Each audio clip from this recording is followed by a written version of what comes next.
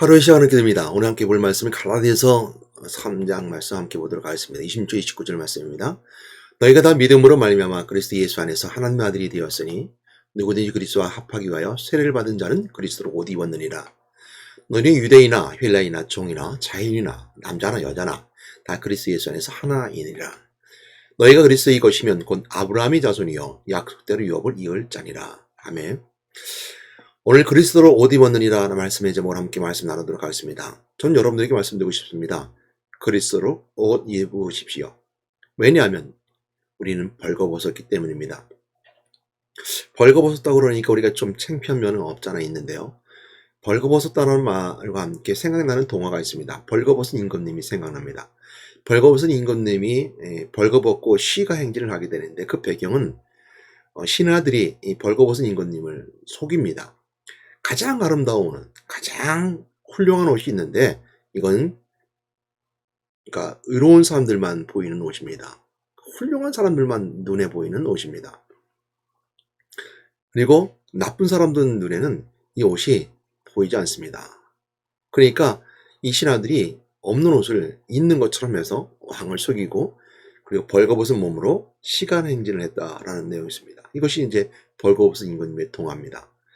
그 말씀 속에 그 동화 속에 우리가 주는 교훈은 무엇이었냐면 왕의 체면 또 왕이 가지고 있었던 그 교만 아니겠죠. 그 무지가 있죠. 그리고 신하들의 거짓말 또한 그 왕의 그 어떤 그 부추기는 그러니까 왕에 대한 어떤 교만스러움을 부추기는 거죠. 그래서 옷을 이제 거짓말처럼 했던 것처럼 이런 것들에 대해서 교훈을 주고 있습니다. 우리가 이런 것을 옷 입은 것이 바로 벌거벗었다라고 말할 수 있겠는데요. 우리가 벌거벗었다는 것을 다른 말로 우리가 오늘 생각해 보게 되면요. 우리가 육체의 삶으로 벌거벗었다. 다시 말하면 우리가 우리 안에 죄가 있고 우리 안에 교만이 있고 우리가 죄가 항상 차고 있는데 이것이 항상 세상 밖으로 드러내서 벌거벗은 것 같다. 부끄럽다라는 의미에서 이제 벌거벗었다라고 표현할 수 있을 것입니다. 그러면 오늘 우리가 그리스도를 옷 입었느니라라는 말씀을 통해서 누릴 수 있는 것은 뭐냐면 우리가 그리스도로 입어야 될 옷이 있다. 로마서에서 말씀하는 것처럼 너희들은 육체의 옷을 입지 말아라. 정욕을 위해서. 그리고 빛의 갑옷을 입으라. 그런 것처럼 우리가 빛의 갑옷을 입어야 됩니다. 에베소서 말씀하는 것처럼 너희는 전신갑주를 입어라. 그래서 우리가 싸움터에 나가는 현장에 나가는 군인처럼 군인으로 우리 영적 싸움에 승리할 수 있는 우리 옷을 입어야 된다는 것을 설명해 주고 있습니다. 그래서 옷이라는 것은 우리가 입어야 되는 것이고 옷을 통해서 우리가 누구냐고 드러내게 만들어지는 것이 바로 옷입니다. 오늘 보면 갈라디아서 3장의 말씀을 보게 되면 그리스도를 옷 입었니라는 말씀 앞에 무엇이 있냐면 너희들이 그리스도로 합하기 위하여 세례를 받은 자는 침례를 받은 자는 있습니다. 침례 받을 때 어떻게 왔습니까? 물속에 다 들어가고 나오게 됩니다. 침례 받았다는 의미는 어떤 의미가 있습니까? 예수 그리스도와 함께 죽어진다는 것이거든요. 내가 물속에 들어가서 나는 죽고 어머니 뱃속에서 자궁 속에서 아이가 나오는 것처럼 물속에서 내가 새롭게 태어나는 겁니다. 그래서 세례를 받았다는 것은 새로운 삶으로 시작이라는 것이죠. 그런 의미에 있어서 그리스도와 합한 자는 그리스도와 합한 자라는 것은 죽어짐과 함께 들어가는 것, 십자가 길에 함께 동참하고 참여하는 자가 됩니다.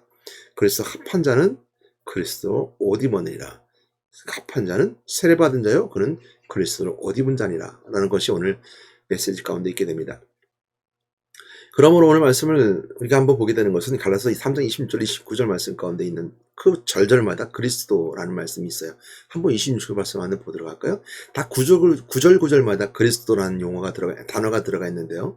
그리스도는 누구겠습니까? 하나님 만나는 길 열으신 것이고 죄산 받게 하신 것이고 왕이심을 세상 가운데 선포하신 부활하신 그리스도잖아요. 그러니까 그리스도가 다 들어가 있는데 이 세 가지 직분의 모습이 다 들어가 있습니다. 그랬을 때 세 가지 직분을 가진 자로서 우리가 첫 번째 누릴 수 있는 것이 뭐냐? 오늘 내가 많습니다만 오늘 본문에서만 보도록 하겠습니다. 26절 말씀 보게 되면 너가 다 믿음으로 말미암아 그리스도 예수 안에서 하나님 아들이 되었으니 그리스도 예수 안에서 하나님의 아들이 되었다 그랬습니다. 그리스도 예수 안에 하나님 아들이죠. 자녀의 신분을 받겠다는 겁니다. 그리스도를 옷 입었다는 것은 자녀의 신분을 받겠다는 거예요. 우리가 왕의 아들이면 왕의 왕복을 입습니다. 그죠? 부자의 아들이면 거지가 부자에게 입양이 되면 부자는 부자의 아들에게 입양된 아들이라도 옷을 바꿔주고 새로운 옷을 입습니다. 하나님의 아들이라는 것은 바로 하나님과 우리를 자녀 삼으시고 내 아버지로 부르시는 양자의 영이 우리에게 있다고 했습니다. 그러니까 하나님 아들이 된다는 자녀의 신분을 바뀌는 거죠. 우리가 그리스도를 옷 입었다는 것은 하나님의 자녀의 옷으로서 바꿔 입었다는 겁니다. 우리 하나님이 될 수는 없습니다. 왜? 하나님의 아들이라는 것은 어디에 나옵니까? 주는 그리스도시요 살아계신 하나님의 아들이시라는 예수 그리스도 하나님의 아들이죠. 그러니까 우리가 하나님의 아들의 옷을 입은 거예요. 이 땅에서 인생의 때요. 하나님의 아들의 옷을 입은 거. 두 번째, 누구든지 그리스도 합하기 위해 세례를 받은 자는 그리스도를 옷 입으니라. 좀 전에 말씀드렸죠? 그리스도 합하기 위해서, 하나 되기 위해서 세례를 받은 자. 이것이 의식과 예식이죠.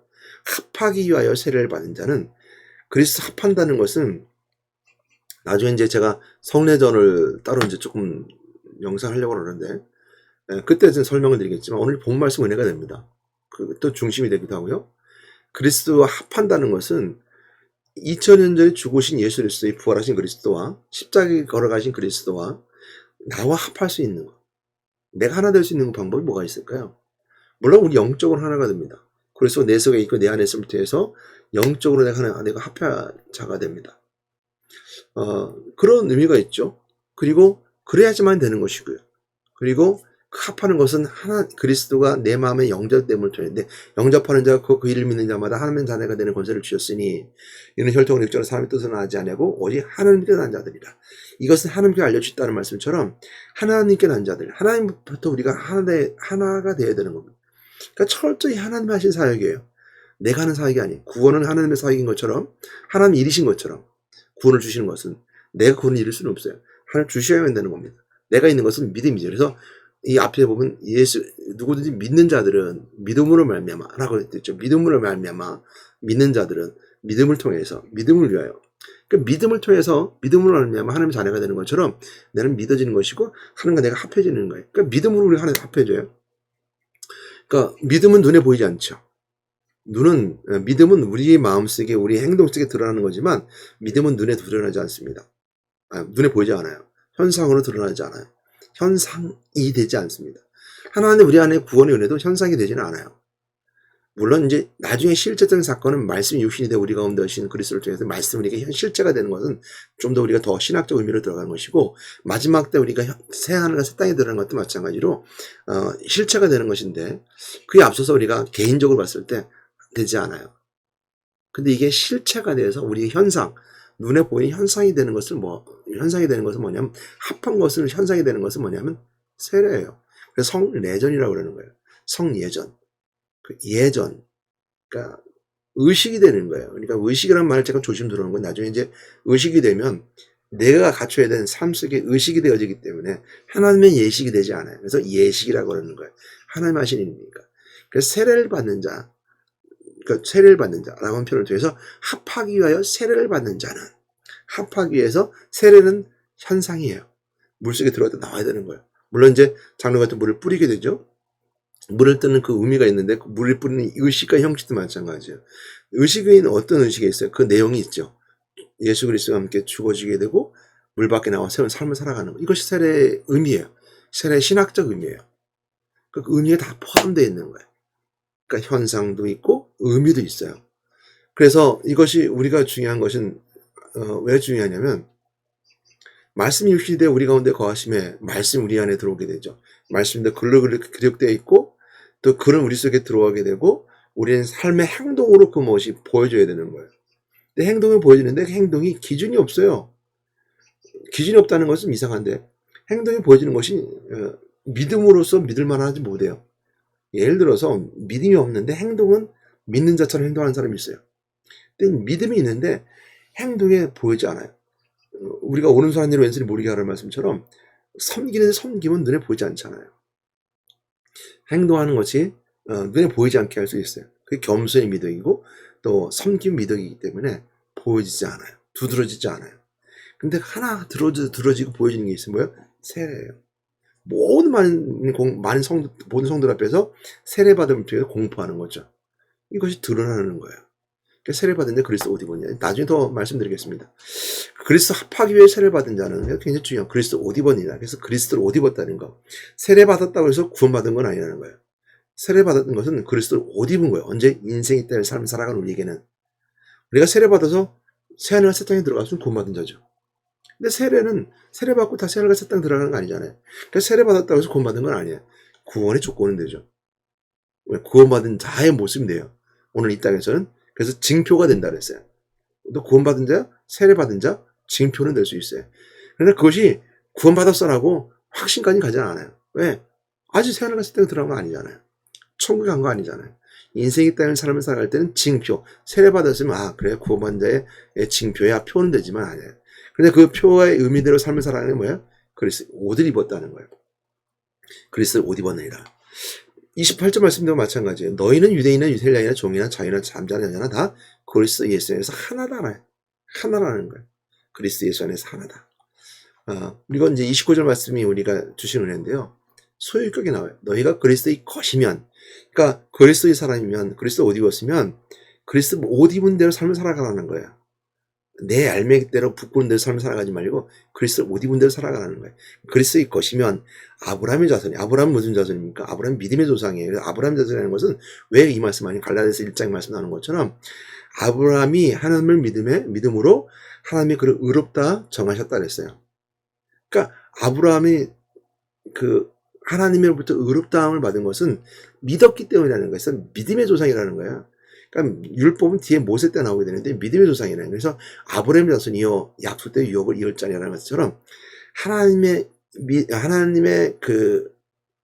믿으며 하나님의 약속에 따라 아브라함이 줬던 유업은 너를 통해서 모든 민족에게 나의 자녀가 되겠다는 거, 너의 모든 사람의 백성이 만든다는 것.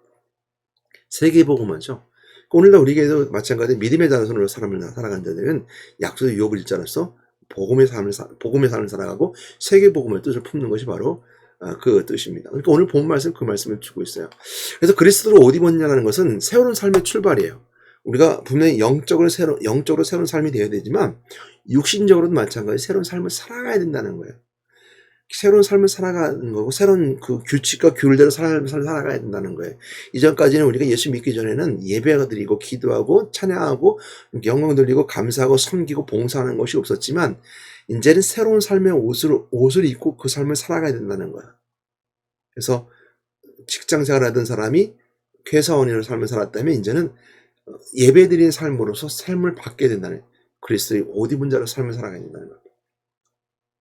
그것이 바로 우리 그리스도 옷 입은 자의 모습입니다.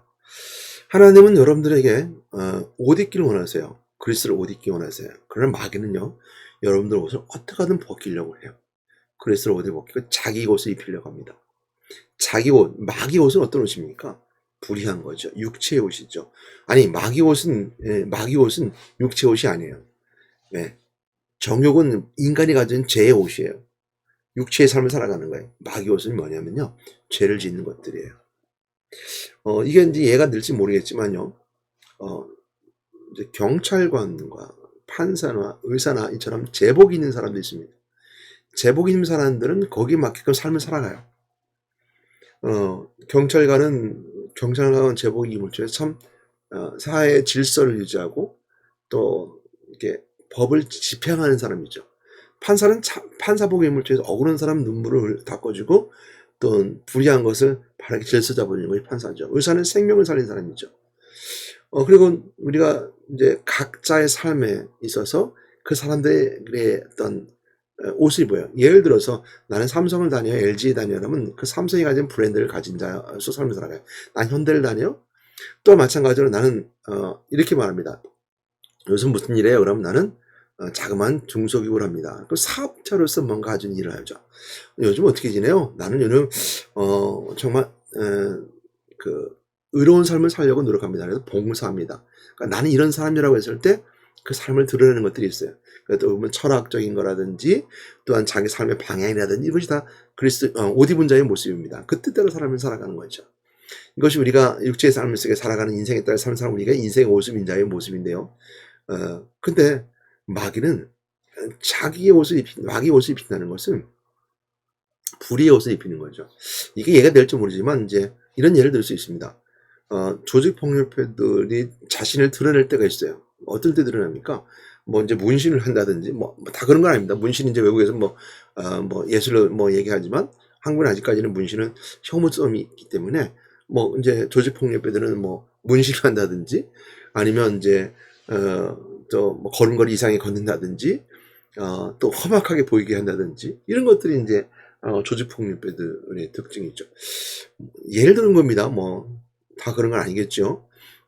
그런 부분도 있고요. 어떤 분들은 뭐 이제 뭐죠, 깔끔하게 옷을 입었지만 어떤 분, 그러니까 사람을 속이는 이제 속이는 사람들, 이런 사람들이 또 옷을 뭐 이렇게 깔끔하게 입어서 뭐 이게 말이 맞는 제비처럼 옷을 입었다는 표현이 있죠. 이렇게 홀리는 옷을 입은 사람들, 이건 다 어찌 보면 마귀가 옷을 입히는 자의 모습입니다. 그러니까 불의한 옷을 입히는 거죠.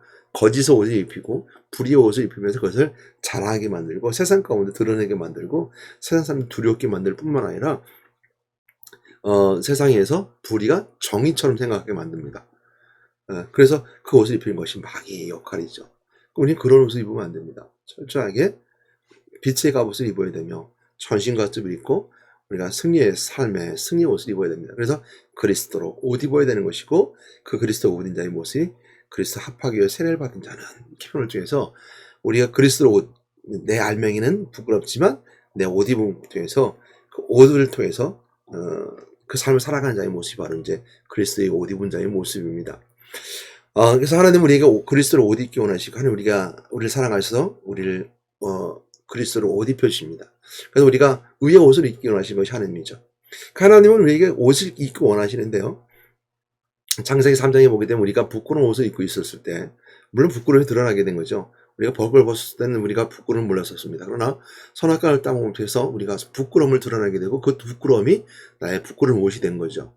그 전까지 부끄럽지 않았었습니다. 근데 벌거벗습니다 부끄럽지 않은 우리가 선악과를 따먹으면서 부끄러워서 무화과 옷을 입었던 것처럼 부끄러운 옷을 입었죠. 그랬을 때 창세기 3장 에덴성에 쫓겨나게 될 때 하나님께서는 그들이 가죽 옷을 입힘을 통해서 하나님의 사랑을 증거해 주셨고 우리의 가죽 옷을 입힘을 통해서 하나님께서는 우리가 의의 옷을 입기로 하시는 그 모습이 있게 됩니다.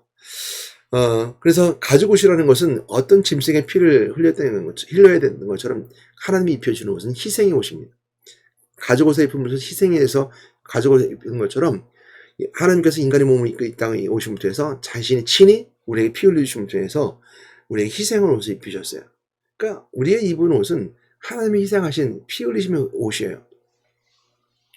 그렇기 때문에 그 우리의 입은 옷은 우리가 입을 수 있는 옷이 아니라 하나님 펴주시는 옷이고 하나님 희생의 옷이 우리가 입은 것이죠. 십자가를 걸어가시고 죽음에서 부활하심을 통해서 부활하신 그리스도와 함께 우리가 그리스도의 옷 입으신 것이 하나님의 희생의 옷입니다. 예수 그리스도의 보혈의 피의 옷을 입었고 우리 안에 그리스도의 옷 입은 자로서 우리가 삶을 살아가겠고 성령이 우리에게 능력을 주시게 하는 것이 바로 우리의 은혜입니다. 이건 예를 들을지 모르겠지만요. 제가 이제 옛날에 서부형을 참 좋아했었습니다. 서부형을 배우게 되면요. 자그마한 마을에 보안관이 있습니다. 보안관은 보안관에 막을 탁 달고 작은 마을 질서를 잘 지킵니다. 그래서 그 질서를 지키면서 악당을 물리치죠. 그 모습 속에 있었던 것처럼 우리가 의의 옷을 입는다는 것은 우리가 오늘날 의인의 삶을 살아가고자 노력하는 것이고 질서를 지키려고 노력하는 것입니다. 그것이 의의 옷입니다. 그런데 이제 하나님께서 우리가 의의 옷을 입기를 원하시는데 하나님께서는 구약의 이스라엘 백성들에게 의의 옷을 주셨었죠. 그래서 율법입니다. 그러나 그 의의 옷은 율법을 통해서 우리가 완전하지 못했어요. 우리가 아무리 보안관이 되어서 악당을 부질린다 하더라도 보안관 중에서도 보면 이제 영화 속에서도 마찬가지죠. 불의한 보안관이 등장하더라고요. 오늘날도 마찬가지 같습니다. 다 그런 건 아닙니다만 경찰관 옷을 입었으면서도 의사 옷을 입었으면서도 불구하고 판사복을 입었음에도 불구하고 또 가지가지 여러분들의 삶 속에서 나의 의의 옷, 자신의 나름대로 옷을 입고 철학적이라든지 또한 여러분들이 어떤 여러분 자존감이라든지 여러분이 가지고 있는 정체성의 옷을 입었다 하더라도 불의의 길을 가는 사람이 있더라고요. 경찰관이라도 판사라더라도 의사라더라도 자신의 그 어떤 그 옷 입은 대로 삶을 살아가기보다는 불의 옷을 입고 살아가는 사람도 있더라고요. 그래서 그것을 우리가 불의 옷을 입은 것인데, 이스라엘 백성도 마찬가지로 율법의 옷을 다 완성하지 못해요.